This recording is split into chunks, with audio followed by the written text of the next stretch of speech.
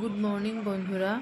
এখন আমি আছি মাছাপোখরিতে। এই যে আমাদের হোটেলটা, রাত্রে আমরা এখানেই ছিলাম। আর হোটেলের পাশে এই পরপর কতগুলো এই গাড়ি বাস বুকিং কাউন্টার রয়েছে, আর সামনেই রয়েছে বাস গাড়িগুলো পার্ক করা। এখান থেকেই ছাড়বে সিয়াবুরবেসির বাস আর জিপ। এরকমই একটা কাউন্টার থেকে আমি বুক করে রেখেছিলাম গতকাল রাত্রিরে আমাদের এসি বাসের টিকিট। ভাড়া নিয়েছিল 950 টাকা করে। ওই যে সামনের ফার্স্ট নীল বাসটা, ওইটা আমাদের বাস। 7:10 বলেছিল বাস ছাড়বে, আর 6:45 মধ্যে বলেছিল আসতে। তো যথারীতি আমরা বেরিয়ে পড়েছি, উঠেও পড়েছি বাসে। এটা এসি বাস। বাসে এখনও সব লোক ওঠেনি, বাসটা ছাড়ার কিছুটা দেরি আছে। এই দুজনকে দেখে মনে হচ্ছে বাঙালি। যাই হোক, ফাইনালি বাসটা ছাড়লো। ভোলে বাবার নাম নিয়ে রওনা দিয়েছি আমরা আমাদের আজকের গন্তব্য সিয়াবুরবেসি। সিয়াবুরবেসি যাওয়ার পথে ধুনচে বলে একটি জায়গা পড়বে, যেটা সিয়াবুরবেসি থেকে প্রায় ঘন্টা দেড়েক আগে।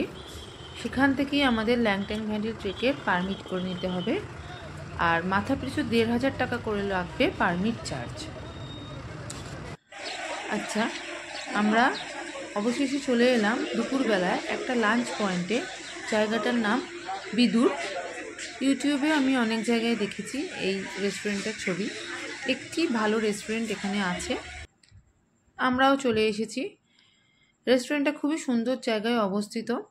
এখানে একটি লনও দেখা যাচ্ছে, যেখানে খাবারের ব্যবস্থা করা রয়েছে। বেশ সুন্দর সাজানো, ফুল দিয়ে মানে পথটাকে সুসজ্জিত করে রেখেছে। অনেকেই বসে লনে খাওয়া দাওয়া করছে। আমরাও চলে এসেছি কিছু খাবারের অর্ডার দিয়ে।